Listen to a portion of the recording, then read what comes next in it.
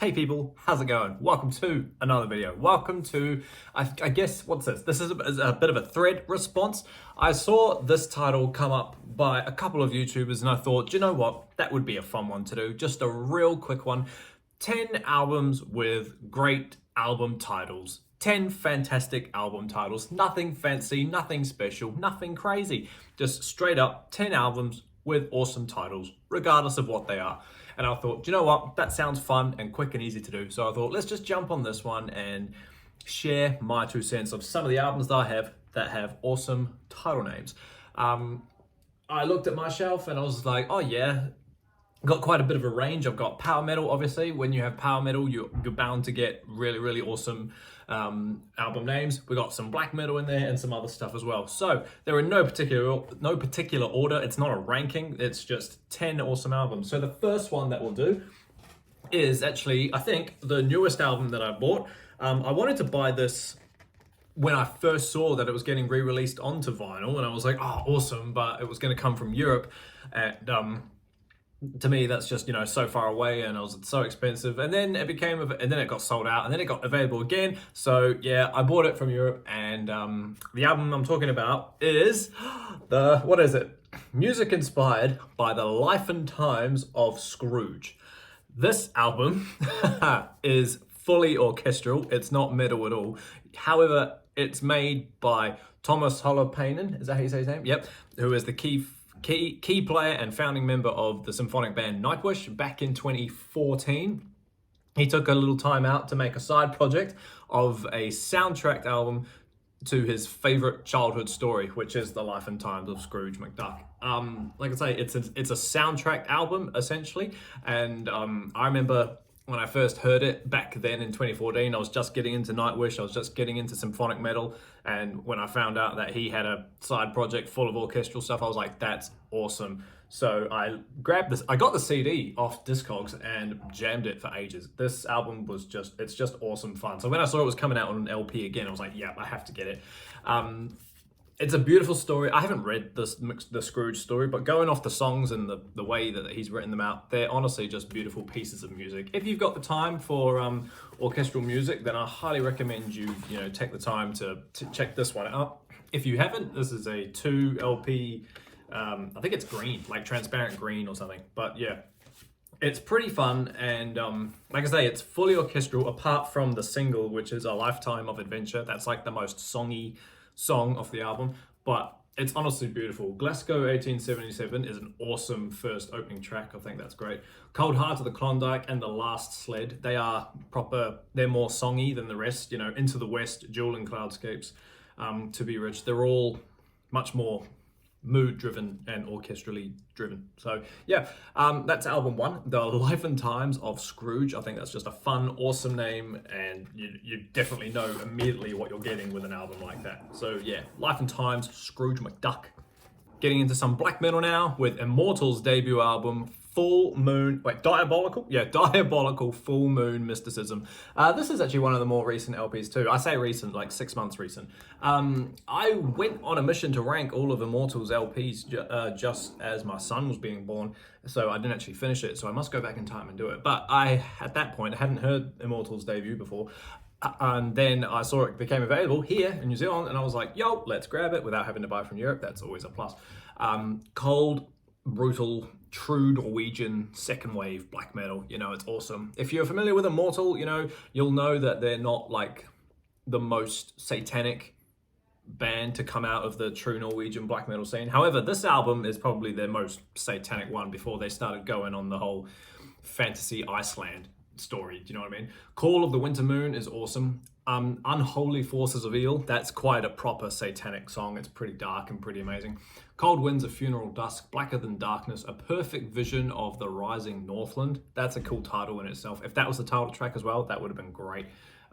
Cryptic Winter Storm. Honestly, it's a scary album. It's brutal, it's fast, it's immortal, it's great fun, and that's an epic drawing. Look at that. That's pretty evil if you've never seen that before. Yeah, this is just a black LP and Immortal's early logo. But yeah, Full Moon, I'll never get it right. Diabolical Full Moon Mysticism. That's an epic title, you can't argue. And now we combine those two genres of symphonic and black metal to get symphonic black metal, and that is Karakangren's album. I'm just about to say what number it is, but I don't actually know off the top of my head. This is Dance and Laugh Amongst the Rotten. I've always loved that album title, and I've got a bit of a soft spot for Carrick Almgren. You know, black metal is fun, symphonic metal is fun. Put them together, you can get some fun stuff. This is just epic fantasy. Well, it's not fantasy, but it is epic storytelling. It's more like along the lines of, well, it's folklore, isn't it? All the stuff that they sing about is like myths and legends of like from their Dutch homeland, sorry. They're from the Netherlands. So that's pretty cool. This album in particular, Dance and Laugh, came out on June 16, 2017, which is my birthday, so that's fun. Another reason why I love this song. This album tells the story of a little girl playing with an Ouija board who summons a demon. Pretty cliche, but it's awesome. So this one doesn't really tackle, I don't think this one tackles as much folklore as like the other ones. Like This Is No Fairy Tale and something about dead men, I can't remember. But with Dead Man at Sea, I don't know, something like that. You know the album I'm talking about. Opening is just the symphonic opening. That's awesome. Charlie is the song that is where it's about our lead girl actually summoning the devil or the evil character. So that's awesome. Blood Queen, Charles Francis Coughlin, that's great. Song for the Dead is great fun. In the Naam for the Devil, which I imagine is foreign for In the Name of the Devil, so that's cool. The Position Process, try and say that 5 times fast, and 3 times Thunderstrikes is a great way to close it as well. The final lyric in the album says that the girl opened the box and that's what summoned the demon, and then the final lyric says pretty much tells us that because we open the album, whether it's on CD or LP, that summons the devil that they're singing about. I've played this album several times and not once had a demonic presence show itself. So if you've got the album, I think you're pretty safe. But yeah, Dance and Laugh Amongst the Rotten. If you like symphonic black metal and storytelling, it's great fun. Go check that one out. I told you we'd get a lot of power metal and, symphonic stuff. Here's another one. We talked about Thomas Halopainen before. Now we're talking about his actual band. This is Nightwish with Endless Forms Most Beautiful. This one came out in 2015 on March 25 via Nuclear Blast, pretty sure. Yeah. I remember when this album came out, I was super, super hyped. I think the album before it, Imaginarium, is honestly beautiful.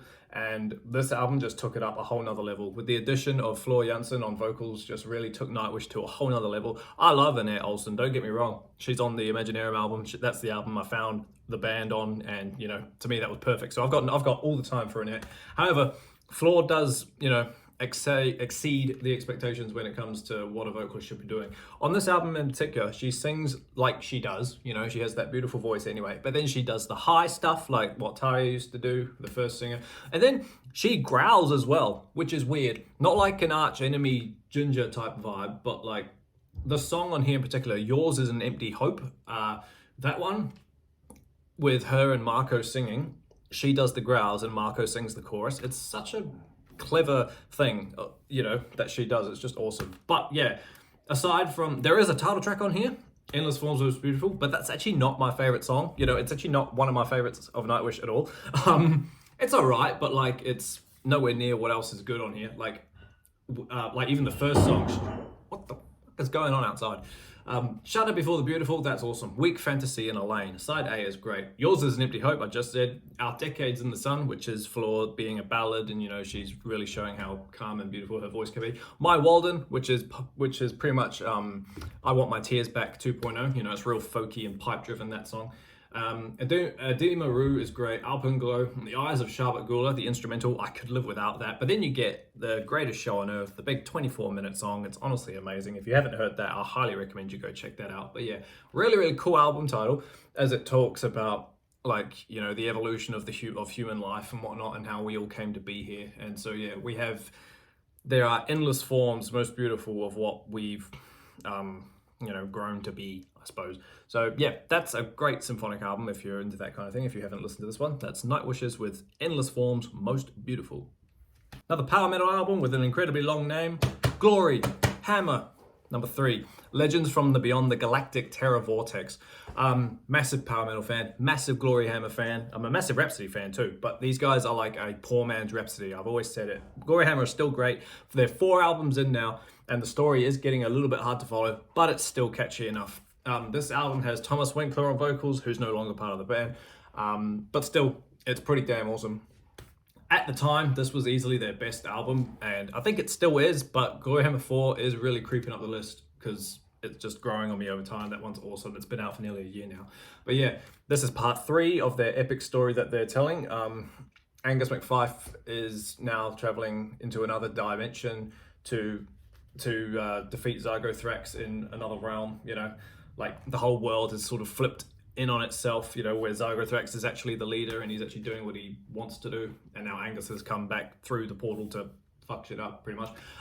Masters of the Galaxy, The Land of Unicorns, The Siege of Dunkeld, Power of the Laser Dragon Fire, and Legendary Enchanted Jetpack. It's a literal side A is perfect, as is side B, with Gloryhammer, Hoots Force, Battle for Eternity, and the Fires of Ancient Cosmic Destiny. Definitely the best Gloryhammer closer that they've ever done. So yeah, it's pretty damn awesome. This album came out in 2019. I think the anniversary for this one's coming up too at the end of the month, so that's exciting. But yeah, you can't make a list of epic album titles without including Gloryhammer, so that's pretty awesome. That's Legends from the Beyond the Galactic Terror Vortex. Sorry, just put a bit of light on. Just noticed it was getting darker, so now that you can hopefully see me and the albums that I put up. We're now going to take you back to the 70s. This album celebrated 50 years, or it's going to celebrate 50 years really, really soon. I think it's actually been. This is Rick Wakeman's second album. Technically third, but more so second. Look it up, you'll know what I mean. The Myths, what is this? How do you say this? The Myths and Legends of King Arthur and the Knights of the Round Table. If you thought Beyond the Galactic Terror Vortex was a long title, this one wins in terms of longest album title, I swear to God. When I was getting into the whole Nightwish symphonic metal thing, Mum always said you should check this album out if you're liking the whole power metal symphonic thing. But I never did until I started to do my series of favorite album of the year, where I talked about an album from every year between 1970 to 2019. And I was looking for albums in the year 1974, and this one comes up. I'm pretty sure. Yeah, 1974. And I was like, oh, okay. Or is it 1975? It's 1975, sorry. It's 50 years next year. That's right, because Slade and Flame is 1974. And then I was like, do you know what? This album's actually pretty fun. It's quite basic in terms of, like, you know, musically. You know, it's just Ricky Wakeman behind the keyboards, just doing all this, you know, technical, symphonic-y, like synthy stuff. That's the word I'm looking for. And this album tells the story of King Arthur. You know, it's concept album, obviously, with both instrumentals and vocals, you know, proper songs. Obviously, it's not fully orchestral or anything like that. It's just 70s synth. It's pretty fun, though. Like, I wish I knew... Well, hang on, I have to open it, I was going to say, because the track listing isn't on the back. But it should be in the middle. It should be... Oh, no, it's not in the middle. But we do have an epic picture. So that's pretty fun. That's obviously King Arthur battling against someone with a horse. Where's the big booklet? Here it is. Here's the actual album booklet. Right, so the first song is Arthur, which obviously sings about Arthur. That's awesome. Lady of the Lake, which I'm pretty sure is like a choir-esque song. That one's fun. Guinevere, about the love interest. That one's nice. Merlin the Magician, Sir Lancelot and the Black Knight. Epic song titles, man. And they are epic songs. Sir Galahad and the Last Battle. It's not a long album. It's literally like 70... It's 7 songs, I think.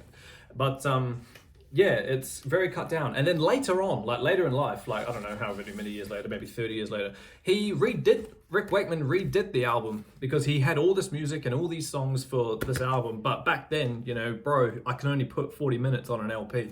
So he shortened it down a lot. And then he later re-recorded it and released like a double CD of like 2 hours long of the real King Arthur story. So that's epic and a big effort from him. But I've listened to half of that. And it's alright from what I've heard. The added songs are pretty cool, and the redone ones of this one too sound cool. But yeah, if you like synthy 70s yes-esque stuff, go check out Rick Wakeman, King Arthur and the Knights of the Round Table. The Legends and Myths of King Arthur and the Knights of the Round Table. Very long title, but fun album.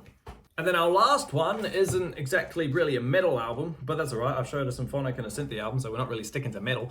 We've got Greta Van Fleet's third album, which came out in 2020. It's either 2020 or 20... no, I think it was 2020. Oh no, back on the back here it says 21, so I'll just shut up, I suppose. This is The Battle at Garden's Gate. just straight up, that could be a metal album, but it's not. It's Greta. I'm not a Led Zeppelin fan, and and Greta have grown on me. My partner and sister and her husband, they love Greta, and it's just sort of grown on me. And this album, when I first heard it, I wasn't really the biggest fan of it. I won't lie to you. I thought it was boring and a bit anthematic. But then after more and more listens, I grew to appreciate it. Heat Above was a great song. My Way Soon is awesome. Broken Bells, a bit of a ballad, but really, really cool. I think that one might be my favorite. Built by Nations is fun. Age of Machine, I hate to say it, but I don't actually really like that song. Jess really loves it, but I don't. Tears of Rain, beautiful stuff. Stardust Chords, Like My Love, and Caravel. Caravel's fun. But yeah, The Barbarians, Trip the Light, fantastic, and The Weight of Dreams. It's a bit of a long album, like by the end of side C, you're starting to think, oh, okay, we're still doing this. But it's good enough. But yeah, it's got an epic night. It's got an epic name, The Battle at Gardens Gate. It sounds it sounds concepty. It isn't, but it should be. But yeah, it's a fun little album. If you're a Led Zeppelin fan, you know, this album isn't really Led Zeppelin-y. There's like one song on here that sounds like it. But yeah, go check it out if you haven't. That's Greta Van Fleet with Battle at Gardens Gate. Awesome As team, there is my little 2 cents for 10 albums with 10 epic names. If you're one of the people who have done a response, awesome. If you want to do a response to carry on the chain, I highly recommend you get onto it. It's fun to just talk about the albums and the awesome names that they have, regardless of what genre they are: metal, jazz, soul, funk, rap, whatever. Yeah, thanks for hanging out with me while I sit here and talk about awesome album titles. Keep an eye out for the next video, which I am actually about to film now. So that'll come up later on. But yeah, until that happens, everybody, stay inside, stay safe, listen to music, and I will see you all in the next video. See you later.